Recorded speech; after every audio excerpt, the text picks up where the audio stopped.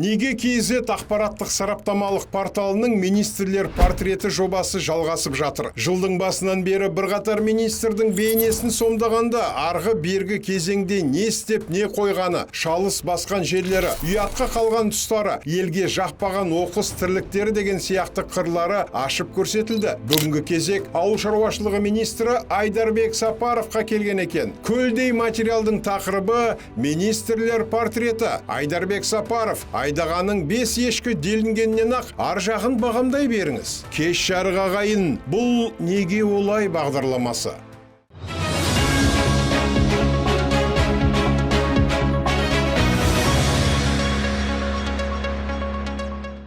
Айдарбек Сапаров Калинин деген кең шардың есепшісі, кейін зоотехник, Ноғайбай деген серіктестіктің директоры болыпты. Мемлекеттік басқару мамандығы бойынша университетті тәмамдапты. Мақаладан мынадай маңызды тұстарына тоқталамыз. Ауыл шаруашылығын бір кісідей білетін шенеуніктің ысқырығы жер жарып тұр. Айдары мен байлары жетіп артылады. Ол жағын Сапаровтар әулетінің агробизнесіне көңіл аударғандар жақсы білсе керек. Әлихан Смайылов үкіметінің апай-топай шыққанда Сапаров қызметін сақтап қалды. Ал кейіпкеріміздің шоттың тасындай ар-бері сырғуына септескен кім? Ықтимал кісінің есім сойын келесі бөлімдерді зер салып оқыған адам оңай аңғарады деп сенеміз. Бауырыңыз аграрлық салада жұмыс істейді екен, үкіметтен қаржы ала ма? Осындай сұрақ ауыл шаруашылығы министрінің алдынан жиі шығады. Сапаров та жауап беруден жалықпайды. Бірнеше тексеру болған. Ол заңды түрде жұмыс істеп жатыр дейді. Ол деп отырғаны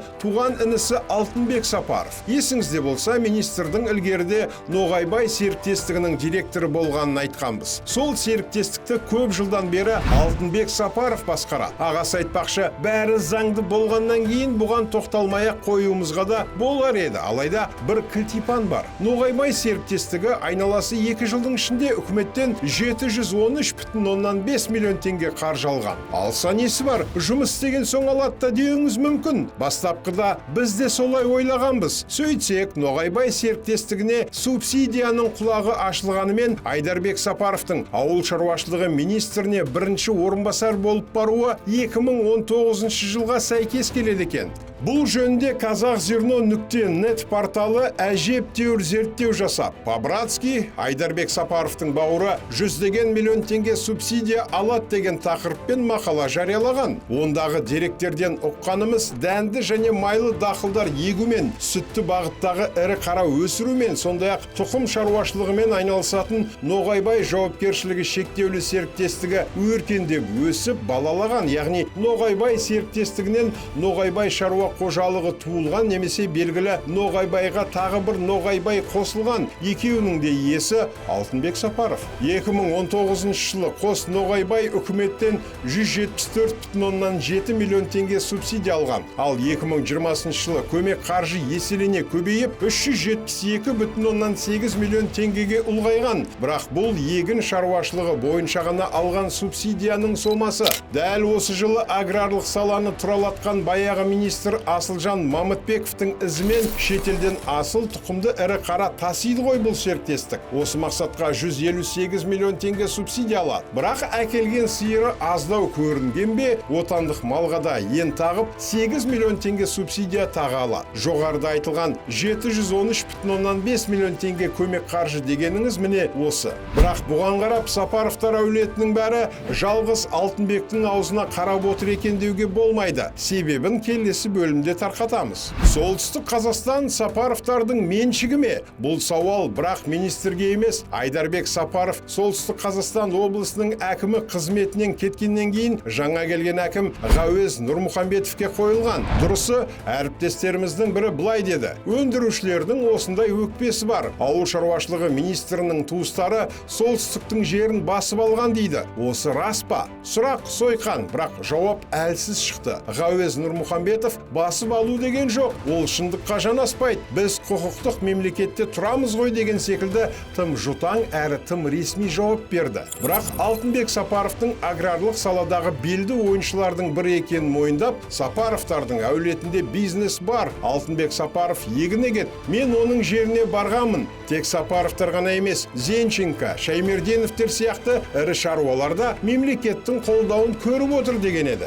Енді Ғауез Нұрмұхамбетовтің жауабын ысыра тұрып, журналист Дмитрий Шишкиннің 1,5 жыл бұрын жасаған зерттеуіне кезек берейік. Жел тұрмаса шөптің басы қимылдамайды деген сөз рас қой тегінде. Сапаровтар әулетінде бекер жатқан адам жоқ сияқты. Айдарбек Сапаровтың Алтынбектен бөлек Қайырбек деген тағы бір інісі бар. Ол Булаев астық жауапкершілігі шектеулі серіктестігінің бірден бір құрылтайшысы дейді Шишкин. Булаев астық дәнді дақылдарды сақтаумен айналысады. Демек, Алтынбектің өсірген астығы Қайырбектің қамбасында сақталады деп топшылауға болатындай. 2015-2023 жылдар аралығында 150 миллион теңге салық төлегеніне қарағанда табысы жаман болмауы керек. Жалпы Айдарбек Сапаров алысты болжай білетін жігіт секілді. Өйткені ұлының аты Нұрсұлтан. Нұрсұлтан Сапаров Нұрагро 2050 дейтін серіктестік құрылтайшыларының бірі. Қызығы, бұл жауапкершілігі шектеулі серіктестік Айдарбек ауыл шаруашылығы министрлігіне министр болып барғаннан кейін 2 айдан соң тіркелген.